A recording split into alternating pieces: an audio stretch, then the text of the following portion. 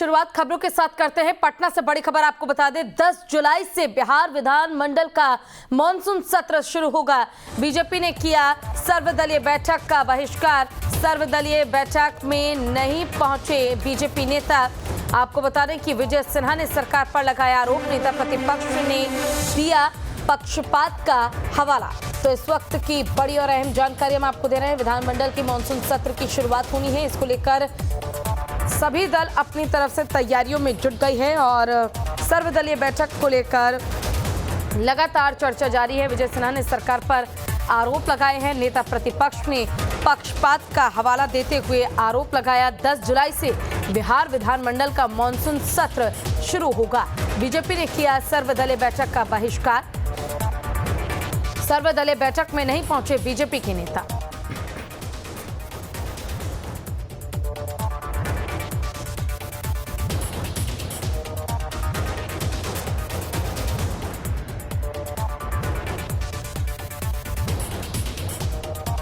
ज्यादा जानकारी के लिए हमारे साथ हमारे संवाददाता उत्कर्ष जुड़ गए इसी खबर पर।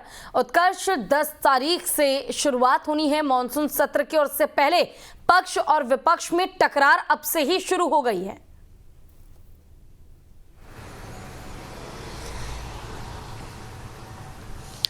बिल्कुल पूजा, देखिए आगामी 10 जुलाई यानी कि परसों से बिहार विधानमंडल का जो है वो मॉनसून सत्र जो है वो शुरू होने वाला है। करीब 5 दिनों तक जो है वो सत्र चलने वाला है और ऐसे में बीते दिन तमाम बैठकें जो हैं वो विधानमंडल में हुई है। पहली बैठक जो है वो विधि व्यवस्था को लेकर हुई है, जहाँ पर सरकार के आला अधिकारी जो हैं वो मौजूद रहे। उसके बाद सर्वदलीय बैठक जो है वो बुलाई गई। हालांकि बीजेपी के द्वारा इसका बहिष्कार किया गया। साफ कहा गया कि सरकार जो है वो पक्षपात करती है। जिन मुद्दों को हम उठाने की कोशिश करते हैं वो मुद्दे पटल पर नहीं लाए जाते हैं।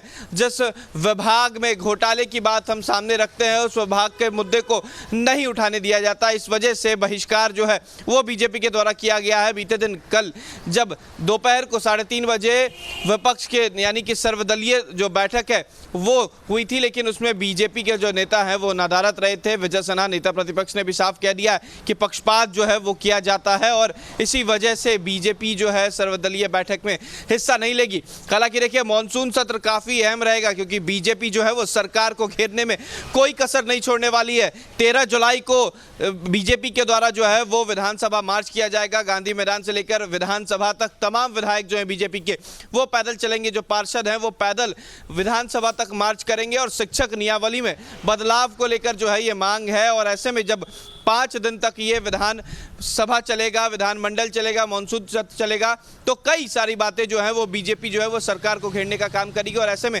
सरकार ने भी कमर कस ली है। सरकार का साफ कहना है कि हम सारे सवालों का जवाब देने के लिए तैयार हैं, लेकिन विपक्ष से एक आग्रह जरूर होगी कि वो बैठकर सुने, हमेशा सदन का बाइकाट नहीं करे। जब बजट सत्र चल रहा था बिहार विधानमंडल का तो कई बार ये देखा गया है कि विपक्ष यानी कि जो बीजेपी थी वो बाइकाट कर चली जाती थी। इसको लेकर सत्ता पक्ष ने भी साफ कह दिया है कि इस बार बैठकर तमाम बातें सुने, केवल भागने से कुछ नहीं होने वाला।